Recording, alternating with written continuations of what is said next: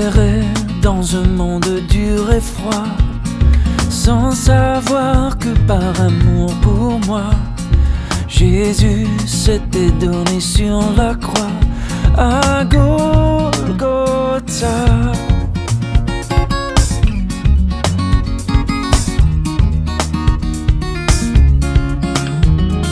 Croyant sur le poids de mon péché, redoutant la mort, l'éternité, à Christ enfin j'ai tout confessé à Golgotha.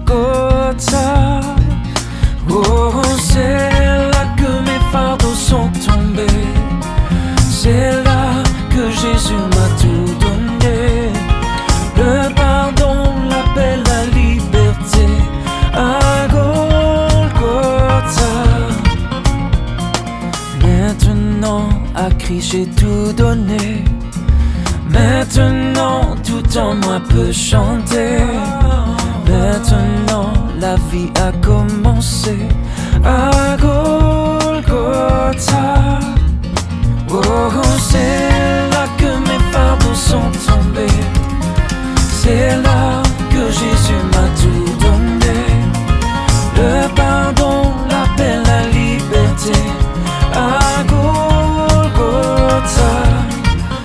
Oh, c'est là que mes fardeaux sont tombés, c'est là que Jésus m'a tout donné, le pardon, la paix, la liberté à Golgotha.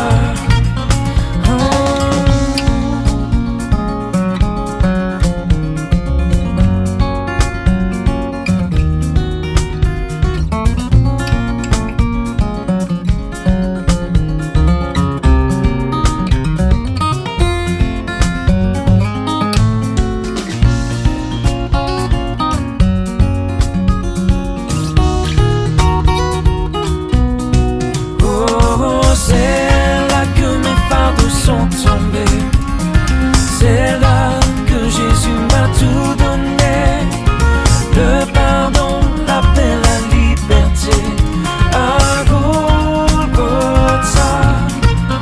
Oh, c'est là que mes fardeaux sont tombés, c'est là que Jésus m'a tout donné, le pardon, la paix, la liberté à Golgotha. Quand je songe à l'infâme croix où Jésus fut meurtri pour moi, je vois ses mains, ses pieds percés, mon sauveur au bois attaché.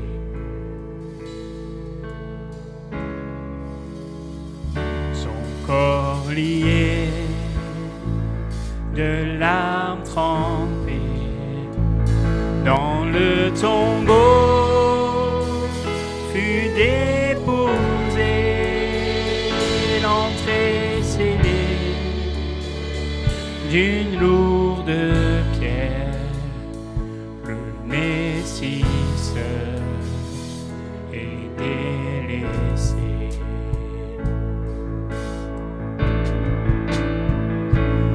Oh, gloire au nom de notre Seigneur, gloire à son nom, à tout jamais, nous chanterons sans fin tes louanges.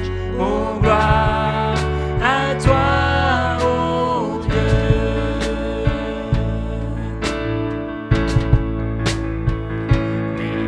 Matin du troisième jour, le Fils des cieux est ressuscité. La mort n'est plus, elle est vaincue. Les anges acclament Christ notre roi. Oh,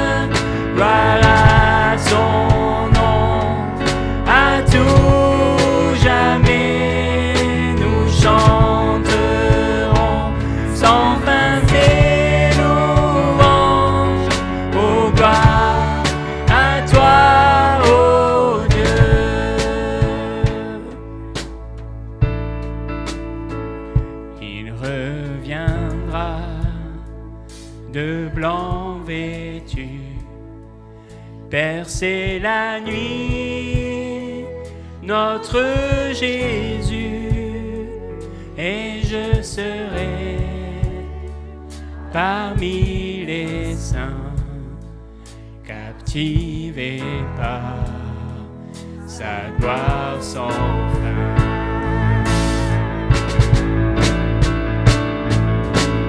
Oh, gloire au nom de notre Seigneur, gloire à son nom, à tout jamais nous chanterons sans fin tes louanges. Oh, gloire à toi, oh Dieu, oh gloire au nom, oh gloire au nom de notre Seigneur, gloire à son nom, à tout jamais nous chanterons sans fin tes louanges. Oh, gloire à toi, oh Dieu, oh gloire à toi, oh Dieu. Amen, gloire à ton nom, parce qu'un jour tu reviendras, mais parce que tu ne nous as pas laissés orphelins, Seigneur. Oui, tu nous as donné ton esprit. Encore ce matin, nous célébrons ta victoire, ton règne, ton autorité. Nous célébrons ton retour, Seigneur, un jour avec espérance. Nous savons que nos yeux te verront face à face, nous pourrons être avec toi. Mais en attendant, Seigneur, tu nous as déjà donné les arts de ton esprit. Merci, Seigneur, parce que ton esprit est là, parce qu'il vit en nous, parce que ton esprit est à l'œuvre, parce qu'il agit. Oh, sois béni notre Dieu. Gloire au nom de notre Seigneur, de notre Sauveur. Gloire au nom de notre Dieu. Amen, Jésus. Alléluia.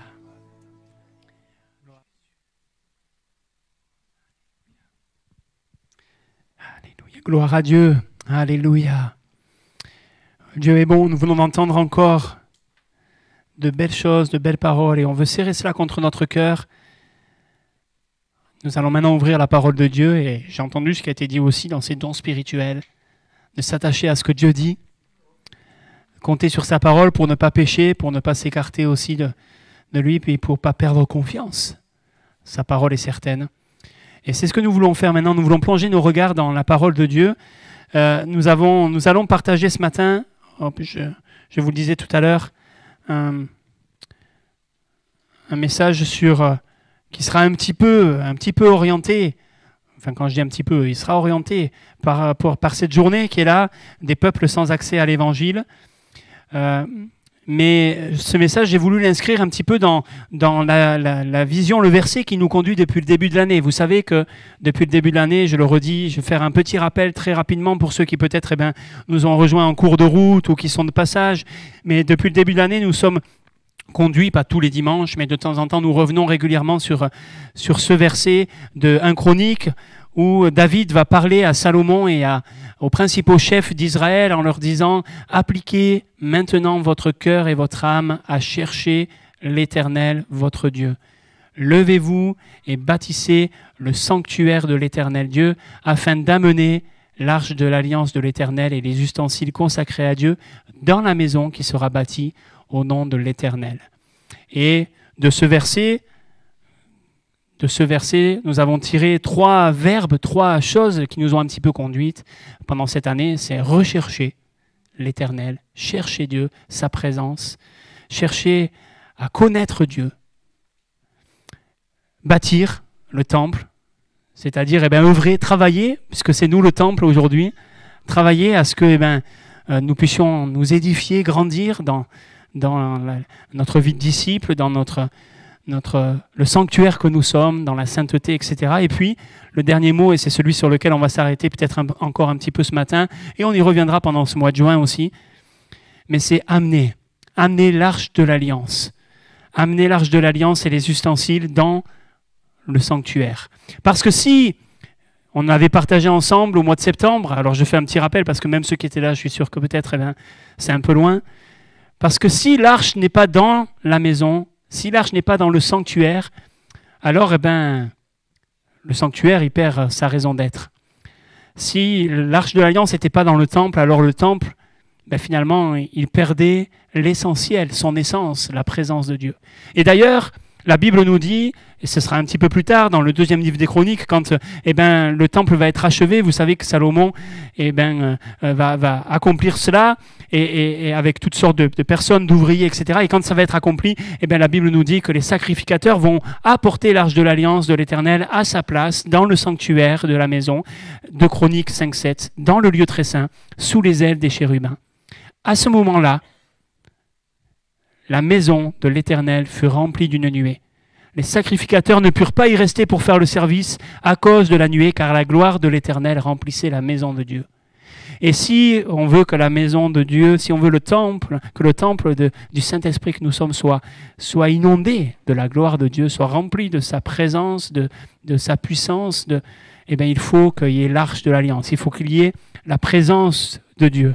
Amener l'arche, c'est placer, c'est faire rentrer Dieu au centre de notre vie. On l'avait partagé ensemble.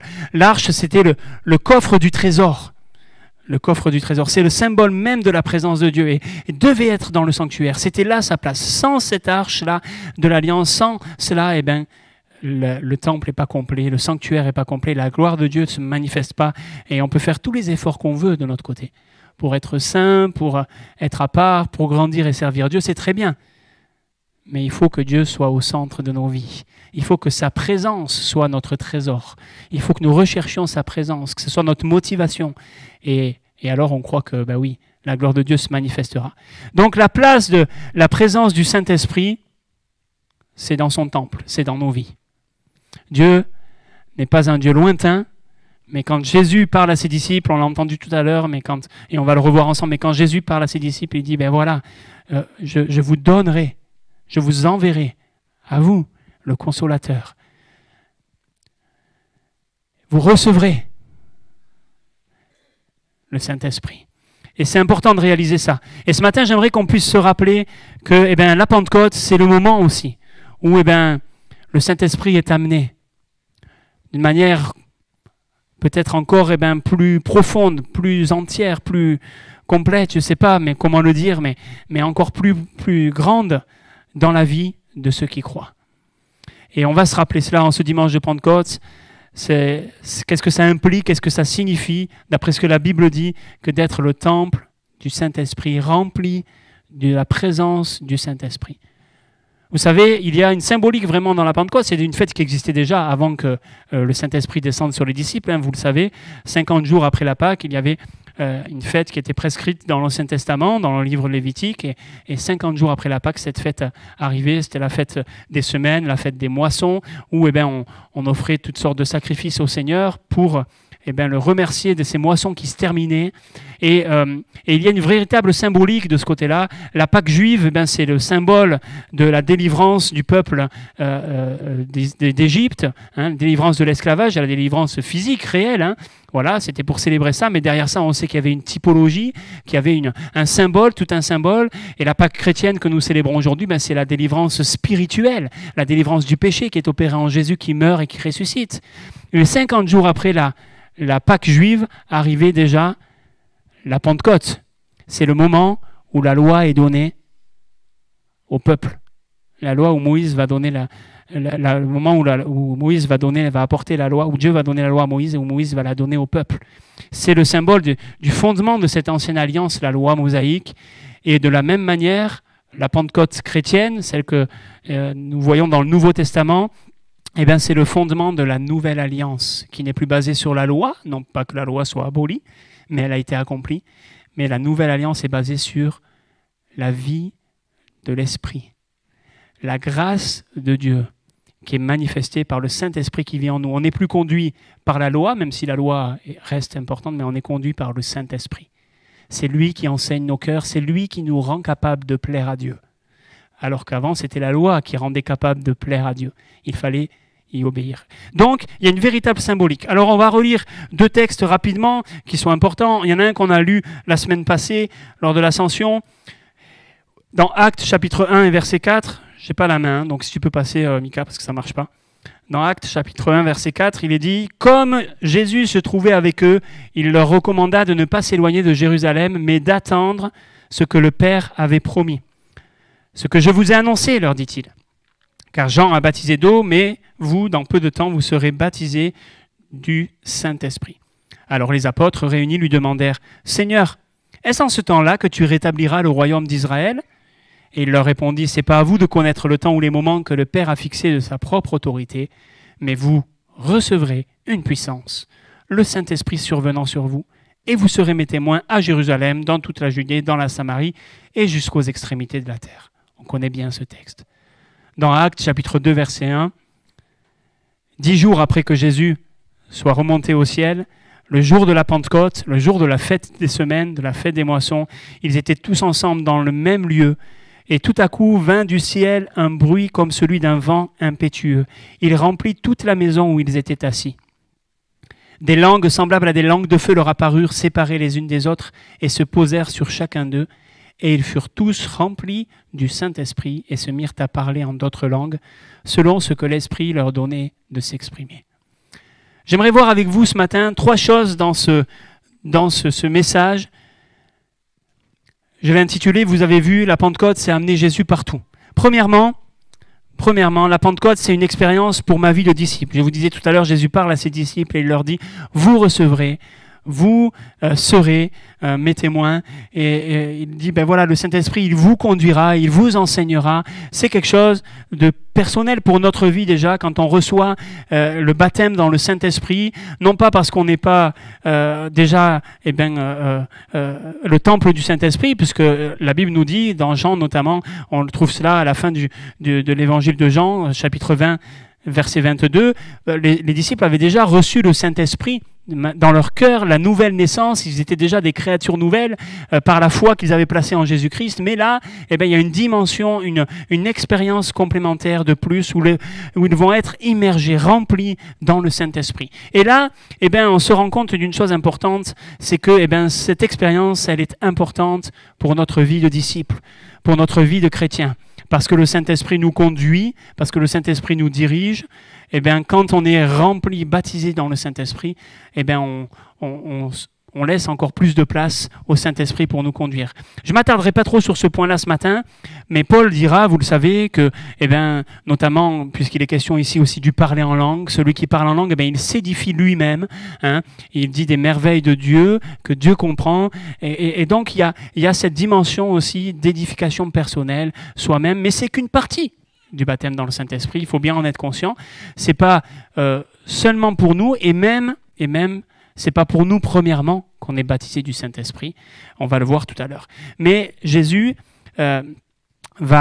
quand il va annoncer le baptême dans le Saint-Esprit, le futur baptême dans le Saint-Esprit, quand il va prophétiser cela, quand Jean va dire, Jésus vous baptisera du Saint-Esprit et de feu, on regarde les textes et on se rend compte qu'il y avait vraiment une dimension de quelque chose de personnel aussi pour la vie d'un disciple.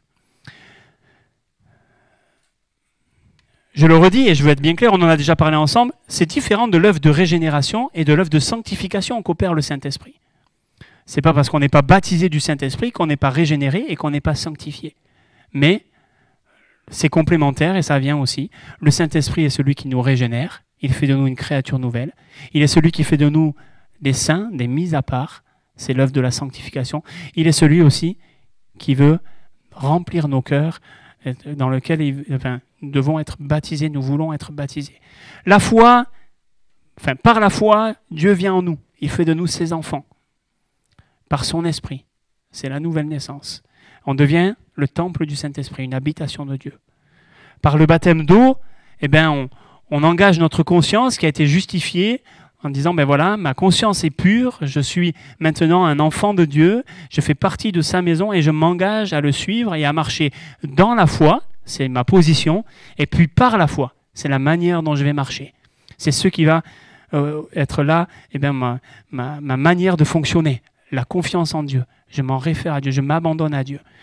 Et puis, par le baptême du Saint-Esprit, eh bien, nous sommes revêtus, remplis de la puissance d'en haut. C'est ce que Jésus va dire dans Luc au chapitre 24, au verset 49 à ses disciples. Cette puissance qui donne l'assurance nécessaire pour accomplir ces fameuses œuvres, quand Jésus dit « vous en ferez des encore plus grandes que celles que j'ai faites ». Non pas parce que Jésus n'avait pas accompli des choses extraordinaires, mais parce que le Saint-Esprit, on le voit dans la parole, a envoyé les disciples dans le monde entier, et où Jésus n'a pas pu aller parce qu'il était limité dans son corps humain. Nous sommes allés en tant que disciples, l'évangile est allé par l'œuvre du Saint-Esprit. Donc, ça c'est important. Le baptême dans le Saint-Esprit amène donc l'œuvre de Dieu à prendre plus de place dans notre vie. La Pentecôte, c'est le point de départ, c'est le témoignage de ce que produit le baptême dans le Saint-Esprit.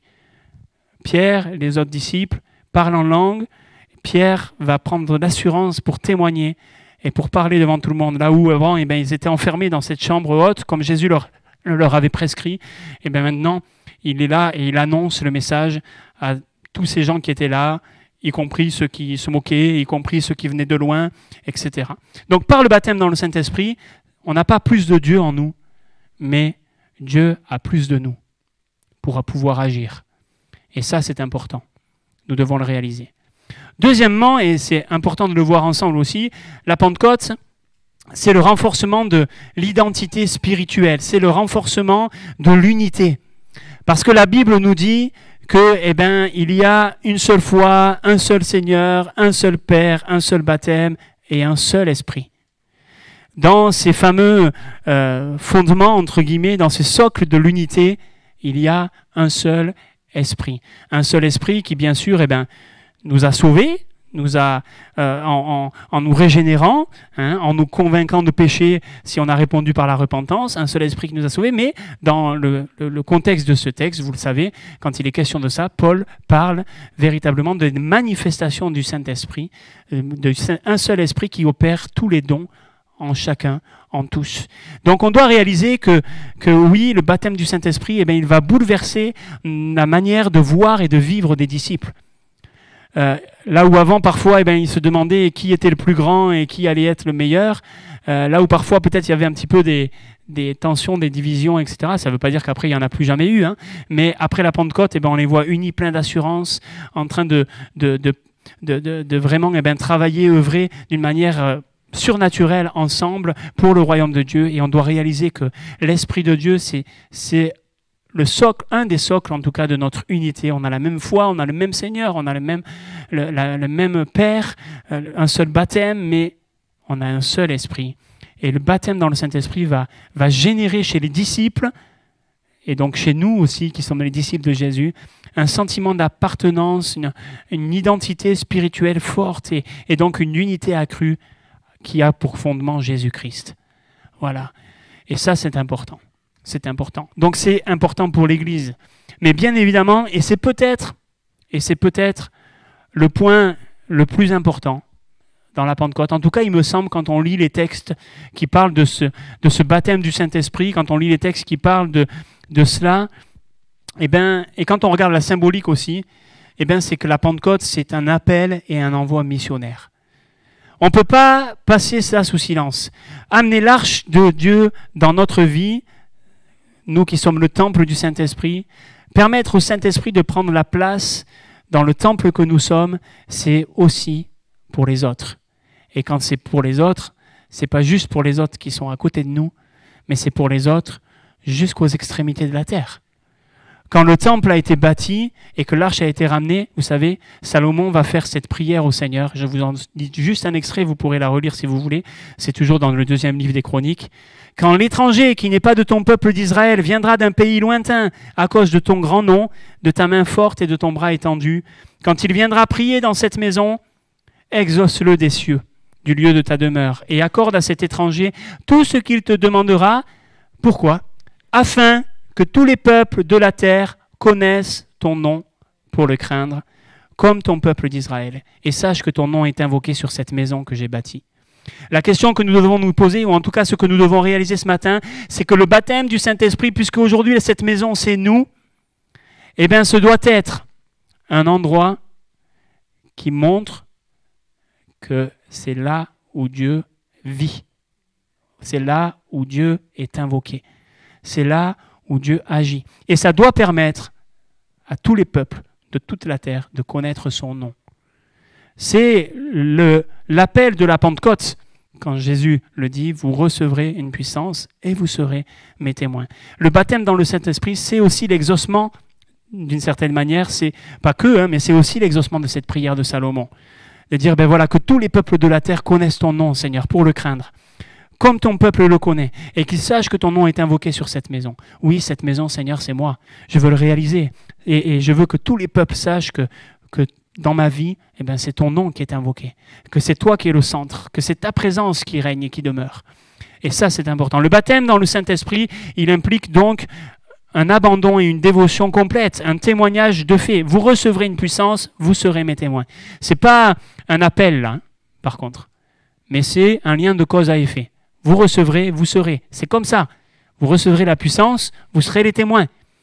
Et on le voit dans la vie des disciples, et je crois que peut-être des fois, nous devons réaliser, en tout cas je le dis pour ma part, je dois dire au Seigneur, je le dis d'ailleurs souvent, je dis Seigneur, je crois que même si je suis baptisé du Saint-Esprit, je manque encore d'être un témoin.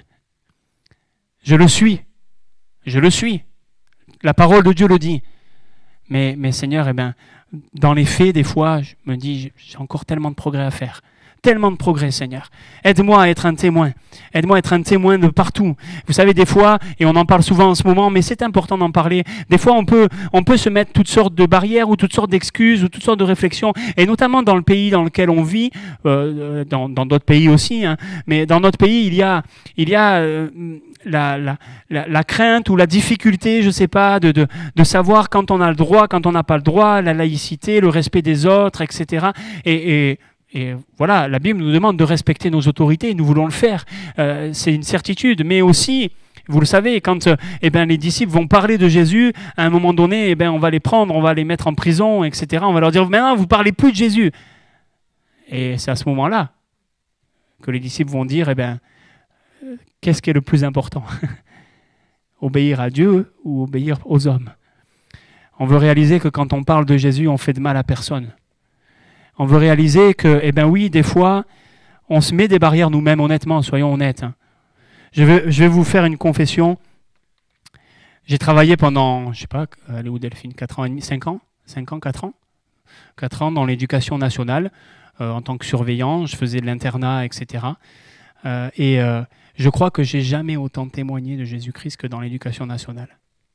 À mes collègues, aux enfants à l'internat. Alors bien sûr, on était prudents, je dis pas que, mais je crois que je l'ai jamais fait autant que là. Alors que pourtant, des fois, on nous dit oui, mais attention, parce que dans les écoles, dans les collèges, les lycées, etc.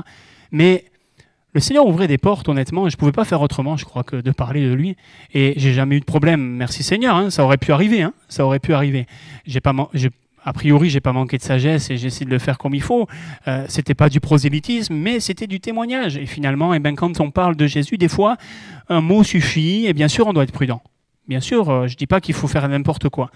Mais on ne doit pas mettre de côté l'appel du Seigneur à cause de la pression qui est autour de nous, que le monde voudrait nous mettre. Respectons nos autorités, obéissons aux lois de notre pays, pas de souci. Mais faisons du bien à ceux qui sont autour de nous. C'est aussi l'appel de la Pentecôte. Amener l'arche de Dieu, donc, c'est aussi pour les autres. C'est aussi pour les autres. Et l'annonce de l'Évangile à tous les peuples, vous savez, on en a déjà parlé, mais c'est une condition du retour de Jésus. Jésus va dire, parmi les signes qui sont là, il y en a un qui est aussi important, c'est que la bonne nouvelle de Jésus-Christ, elle sera annoncée, elle sera proclamée dans le monde entier, pour servir de témoignage à toutes les nations. Et alors viendra la fin. Alors certains ont dit oui, mais nation, ça veut dire un pays, et l'évangile a été annoncé dans tous les pays maintenant, ça va, partout ça a été fait. Alors quand on regarde le mot grec, c'est un peu plus profond que ça. C'est le mot ethnos qui a donné ethnie. C'est tous ces groupes qui ont les mêmes coutumes, qui sont socialement proches, qui partagent la même culture, et on se rend compte que dans un seul pays, il peut y avoir beaucoup d'ethnies, beaucoup de peuples, beaucoup de nations dans un même pays. Et Vous savez ce que nous dit le livre de l'Apocalypse au chapitre 7 et au verset 9. Après cela, je regardais, dit Jean, et je vis une foule immense que personne ne pouvait compter. C'étaient des hommes de toute nation, de toute tribu, de tout peuple et de toute langue. Ils se tenaient debout devant le trône et devant l'agneau, habillés de robes blanches, des feuilles de palmier à la main. Ils criaient d'une voix forte, « Le salut est à notre Dieu qui est assis sur le trône et à l'agneau. » Tous les anges qui se tenaient autour du trône, les anciens et des 4 êtres vivants se prosternèrent, le visage contre terre, devant le trône, et ils adorèrent Dieu en disant « Amen.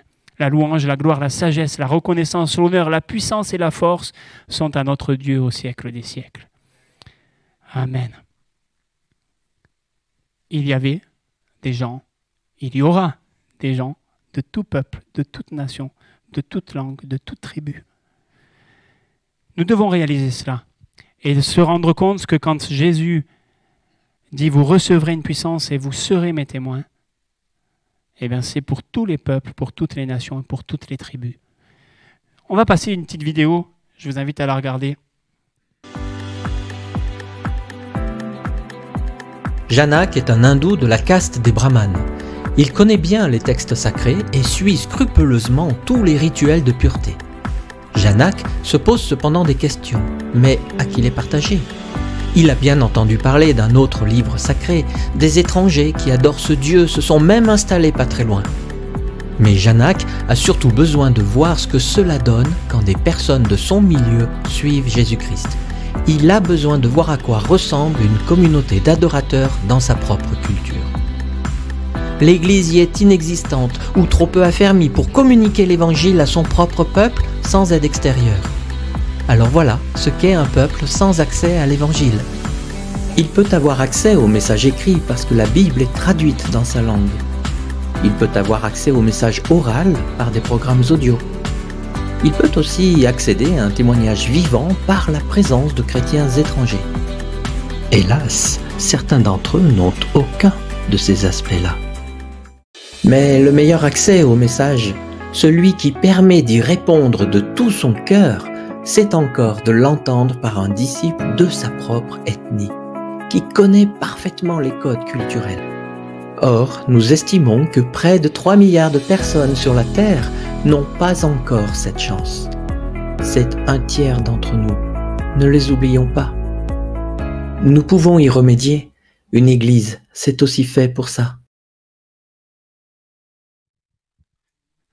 Voilà, juste donc une petite vidéo, comme je vous le disais, qui s'inscrit dans cette fameuse journée, qui nous montre qu'il y a encore 3 milliards de personnes, à peu près, c'est une estimation, qui n'ont pas accès à l'évangile. Vous l'avez entendu, vous avez compris la définition. Hein. Ça ne veut pas dire qu'ils n'ont jamais entendu parler de Jésus forcément, mais en tout cas, de manière assez lointaine, etc. Alors, qu'est-ce que ça veut dire? Ça veut dire qu'il y a encore du travail. Ça veut dire qu'il y a encore du travail, et peut-être vous dites, moi, je suis dans une culture, dans une ethnie où finalement, j'ai pas beaucoup de choses à changer, puisque dans mon ethnie à moi, les gens connaissent, entendent, on ne fait pas partie d'un peuple sans accès, mais bien évidemment, pour que quelqu'un d'une ethnie qui est différente de la nôtre se convertisse à un moment donné, il faut qu'il ait un témoignage, c'est ce que la Bible dit. Il faut qu'il entende parler. Donc ça commence par des missionnaires, ça commence par un témoignage, et la mission, bien sûr, elle a lieu aux autres bouts de la terre, hein, mais évidemment, il est certain aussi qu'aujourd'hui, avec les flux migratoires qu'il peut y avoir de partout, avec les personnes qu'on peut avoir au milieu de nous, et ce matin, on a entendu parler en brésilien, obrigado, ma sœur. Je ne parle pas du tout portugais, hein, juste je sais dire ça. Hein. Voilà, mais on sait, au milieu de nous, on a des frères et des sœurs on en a rencontré la semaine dernière, qui viennent d'Ukraine, on en a au milieu de nous qui viennent du Venezuela, qui viennent de la Colombie, qui viennent de différents pays d'Afrique, le Congo, le Cameroun, la Côte d'Ivoire, etc. Je ne veux pas en oublier, excusez-moi, les frères et sœurs. Hein, le Congo ? Le Togo, pardon, hein, j'allais dire. Voilà, mais il y en a, et puis de bien d'autres pays encore. Hein. Les Réunionnais, non, vous n'êtes pas dans notre pays. Non, mais tout ça pour dire qu'au milieu de nous, dans notre pays, on peut déjà aussi témoigner peut-être à quelqu'un qui sera d'une autre ethnie. Mais qu'est-ce que dit Jésus? Il dit, vous serez mes témoins à Jérusalem, et vous le savez, vous avez entendu ce texte, mais c'est bon de se le rappeler. Jérusalem, c'est notre famille, c'est ceux qui nous sont proches. C'est le cercle vraiment proche. Judée, c'est C'est notre peuple, c'est notre ethnie, la Judée, c'est notre pays. Hein. La Samarie, c'est nos ennemis. C'est ceux qu'on estime comme étant peut-être pas dignes d'entendre parler de l'Évangile ou peut-être pas favorables à l'Évangile. Peut-être des fois, eh bien, ceux qui sont trop loin de nous, ou en tout cas de ce qu'on sait, eh bien, trop loin de Dieu. C'est pas possible. J'aimerais qu'on passe à la deuxième vidéo. Allez, on regarde celle-là.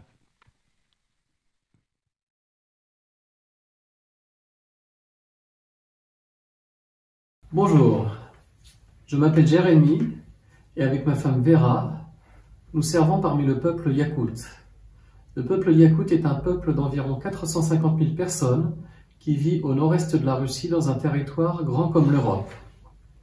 C'est un peuple animiste qui croit que toute chose a un esprit et de manière générale, ils ont une peur bleue de ces esprits.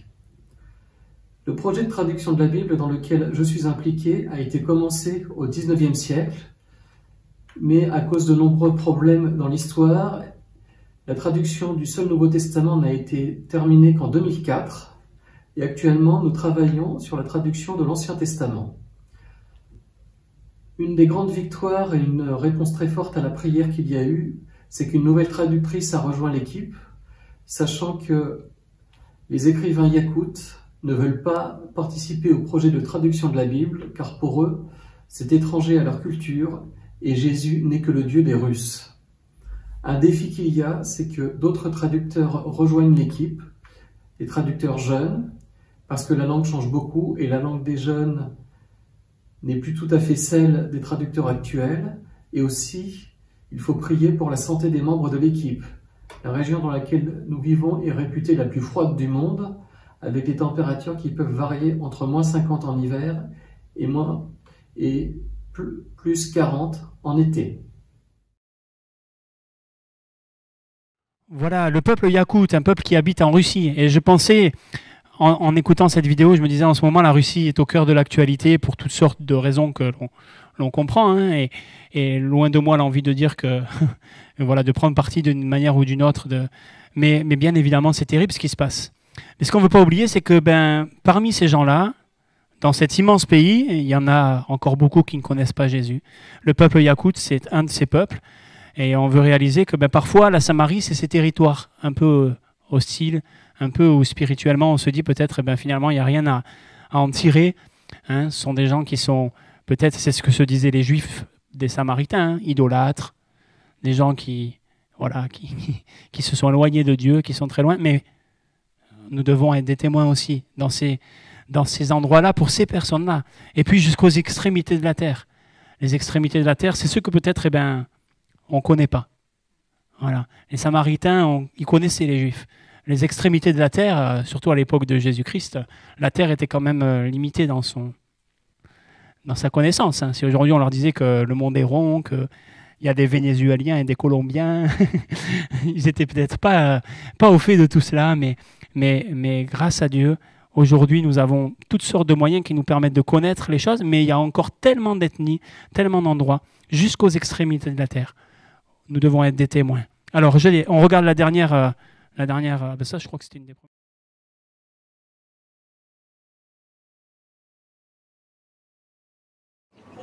Bonjour, bienvenue sur l'île d'Anjouan aux Comores. Nous faisons partie d'une équipe qui sert ici depuis 2012. Nous servons la population au travers d'une ONG locale et de différents projets de développement. Et puis aussi en partageant la bonne nouvelle de Jésus-Christ, Issa al-Masih, à la population.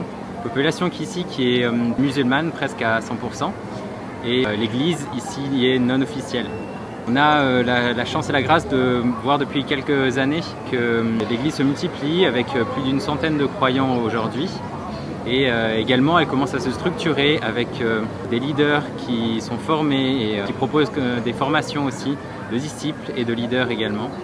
Notre objectif ici, c'est vraiment de pouvoir voir un réveil, que les petits groupes d'études de la Bible qui sont faits puissent vraiment se multiplier, puis une majorité de population. Et c'est vraiment aussi nos besoins, c'est ça, c'est qu'on puisse prier ensemble pour que le Saint-Esprit puisse vraiment guider ce mouvement de développement, ce réveil, qui puisse faire lever des croyants, des responsables. Et puis, deuxième sujet, c'est aussi que Dieu puisse inspirer les organisations ici pour l'utilisation des ressources d'accès à la bonne nouvelle, à l'évangile, à la Bible, afin qu'ils puissent être vraiment bien utilisés et mis à contribution du royaume au bon moment.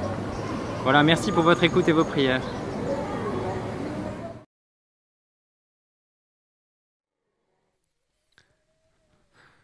Voilà, les Comores, on en a sans doute déjà entendu parler, vous en avez sans doute déjà entendu parler, là aussi pour toutes sortes de raisons.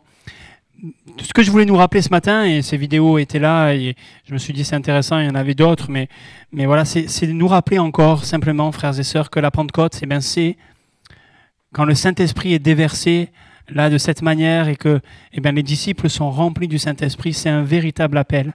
C'est amener le Saint-Esprit à prendre sa place dans notre vie en acceptant d'accomplir l'appel de Dieu. Et j'aimerais m'adresser peut-être à nous, que peut-être vous soyez baptisés du Saint-Esprit depuis des années, ou peut-être ce ne soit pas encore le cas. Finalement, j'aimerais qu'on soit bien au clair. Je crois qu'on sait, on sait que le baptême du Saint-Esprit, c'est pour le service. Mais nous devons bien réaliser que quand on demande cela au Seigneur et quand on s'attend à cela et que cette promesse de Dieu, elle a pour but d'accomplir l'appel que Dieu a placé, veut placer sur nos vies. Cet appel, il peut nous amener à rester là où on est et, comme je le disais tout à l'heure, à témoigner à des gens qui sont tout proches de nous physiquement, mais peut-être très loin culturellement, c'est possible, parce que aujourd'hui on en a l'expérience, on le voit, mais le baptême du Saint-Esprit, c'est aussi une promesse qui nous engage, comme souvent d'ailleurs. Vous savez que dans les promesses, il y a des conditions souvent, et ce n'est pas quelque chose qu'on obtient par nos mérites, puisque la Bible nous parle ici d'un don, d'une grâce de Dieu, mais ça s'obtient par un état de cœur. Et cet état de cœur, c'est quoi? C'est le désir, la volonté d'avoir une vie qui est docile, qui est soumise dans la foi au Seigneur. Ces personnes qu'on a vues là, je ne sais pas si on se met à la place de cet homme, cette femme qui sont partis habiter chez les Yakoutes, de moins 50, et même je regardais, ça va même jusqu'à moins 60, moins 65 dans les extrêmes. Voilà, moins 50, c'est une moyenne. C'est une moyenne. Jusqu'à plus 40 l'été. Je me dis, Seigneur, si tu nous appelles là-bas, Seigneur, si une fois que je suis baptisé du Saint-Esprit, tu me dis, va rendre témoignage au Yakoutes. Oui, mais c'est important de se poser la question, frères et sœurs. Notre prière, elle doit nous conduire à désirer être là où Dieu nous appelle. Et il n'y a pas besoin d'être jeune ou pas, mais il y a besoin d'avoir un cœur disposé à dire, Seigneur, je suis à Périgueux, mais si tu m'appelles en Dordogne, si tu m'appelles en France, si tu m'appelles en Sibérie, aux Comores, mais finalement, la Pentecôte, c'est ça. Et ce que je désire, Seigneur, c'est être celle qui sera là où tu le veux. Je ne veux pas faire des rêves d'aventure qui viendraient de moi, mais je veux faire la volonté de Dieu. Et nous devons avoir cela à l'esprit. Quand Dieu nous appelle au salut, il nous appelle aussi au service. Et la Pentecôte, c'est ça. Être baptisé du Saint-Esprit, frères et sœurs, je le vais dire, je suis dans une église pentecôtiste, je suis un pasteur pentecôtiste, mais ce n'est pas juste parler en langue. Parler en langue, c'est super, c'est nécessaire, c'est bon, ça nous édifie, c'est un moyen extraordinaire d'être plus proche du Seigneur, je le crois, je le vis. Mais le baptême du Saint-Esprit, ce n'est pas juste parler en langue. Le parler en langue, c'est une infime partie. Que Dieu nous aide à vivre tout le reste d'une manière encore plus profonde. Et comprenez bien, il n'y a pas de jugement, il n'y a pas de remise en question. Moi, je ne sais pas ce que Dieu a placé sur votre vie. Mais mon but, en tant que pasteur, mon rôle, en tout cas mon souhait, ma prière, c'est que chacune d'entre nous, nous puissions être là où Dieu nous veut et que nous puissions servir le Seigneur là où Dieu nous appelle. Bien sûr, si demain vous me dites le Seigneur m'appelle à aller partir à l'autre bout du monde, je serai triste de vous voir partir. Mais si c'est le Seigneur qui vous appelle, alors je serai content que vous partiez. Voilà, mais je ne veux pas que vous partiez quand même. Mais voilà, vous comprenez l'idée. Donc je termine. Cette journée des peuples sans accès à l'évangile, c'est l'occasion de prendre la mesure de la tâche. 3 milliards de personnes, un tiers de la population mondiale, qui n'a pas accès à l'évangile. Vous avez compris ce que ça voulait dire. Pour accomplir cette œuvre, Dieu veut se servir de nous. Et pour se servir de nous, plus et mieux, nous devons aspirer à être remplis, baptisés du Saint-Esprit, immergés dans le Saint-Esprit. L'effet immédiat et l'effet perpétuel de la Pentecôte, eh bien, c'est d'amener Jésus encore plus au milieu de nous, hein, encore plus dans l'Église, encore plus dans le monde. C'est ça l'effet de la Pentecôte. C'est ça. À partir de là, ça va exploser et l'évangile va être annoncé de partout. Et d'ailleurs, quand, eh bien, vous le savez, Jésus va dire, vous recevrez une puissance. Le mot, c'est la dynamite. C'est ça. C'est plus que simplement une force humaine, une puissance, mais c'est une véritable action détonnante de la part du Seigneur. Alors que oui, que Dieu nous aide à amener Jésus encore plus en nous, encore plus dans l'Église, encore plus dans le monde entier, jusqu'aux extrémités de la terre, à Périgueux, en Dordogne, en France, en Europe, et puis jusqu'au bout du monde. Alléluia. Amen. Seigneur notre Dieu, nous sommes devant toi encore bien humblement, en réalisant que sans toi on ne peut rien faire, et en réalisant aussi, Seigneur mon Dieu, que tu veux nous appeler, que tu nous appelles, Seigneur, à être tes témoins, à être des ambassadeurs, à être des lumières, à être le sel, à être des dispensateurs de tes mystères. Seigneur, toutes ces choses, nous voulons en prendre la mesure, Seigneur mon Dieu, et nous aspirons encore ce matin. J'aspire, Seigneur mon Dieu, pour ma part, mais pour mes frères et mes sœurs, pour ton Église ici à Périgueux. Seigneur, nous aspirons à ce que tu puisses nous remplir de ton esprit, encore et encore, Seigneur mon Dieu. Nous voulons encore et nous aspirons être remplis de ton esprit pour pouvoir accomplir ce que tu veux que nous accomplissions, pour pouvoir te plaire, Seigneur, pour pouvoir œuvrer pour toi plus efficacement. Parce que oui, c'est ce que ta parole dit, Seigneur. Par la puissance qui agit en nous, tu fais infiniment au-delà de ce que nous demandons, pensons, imaginons. Par la puissance qui agit en nous. Seigneur, c'est ta puissance que nous réclamons, puisque nous sommes le temple de ton esprit, puisque ton esprit vit en nous, Seigneur. Nous désirons encore ce matin être remplis encore, revêtus de la puissance d'en haut, pour la gloire de ton nom, Seigneur, pour l'avancement de ton royaume, pour amener Jésus encore plus au milieu de nous et jusqu'aux extrémités de la terre. Que ton nom soit béni, notre Dieu. Amen, Jésus. Alléluia.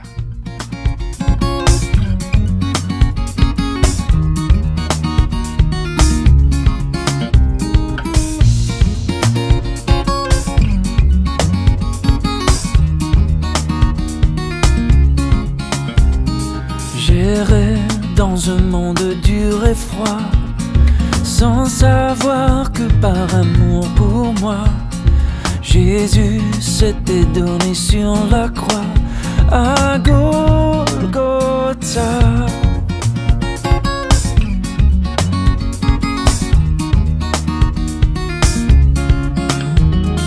Croyant sur le poids de mon péché, redoutant la mort, l'éternité, à Christ enfin j'ai tout confessé à Golgotha.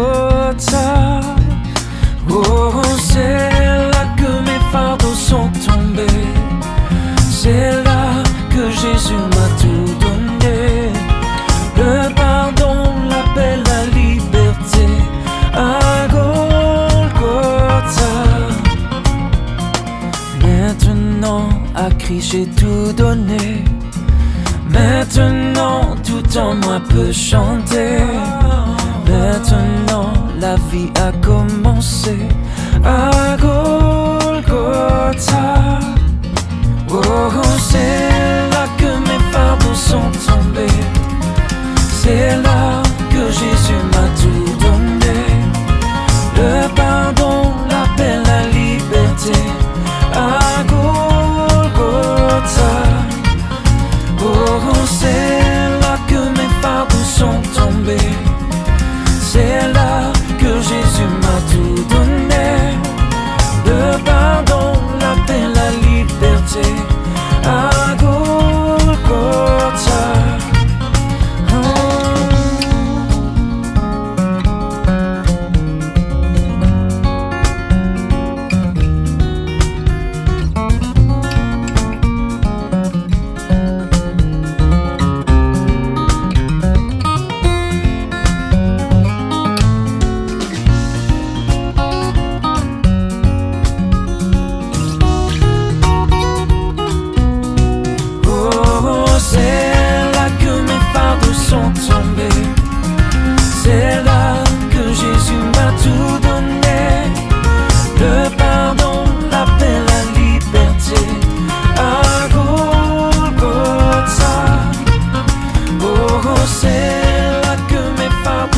tombés.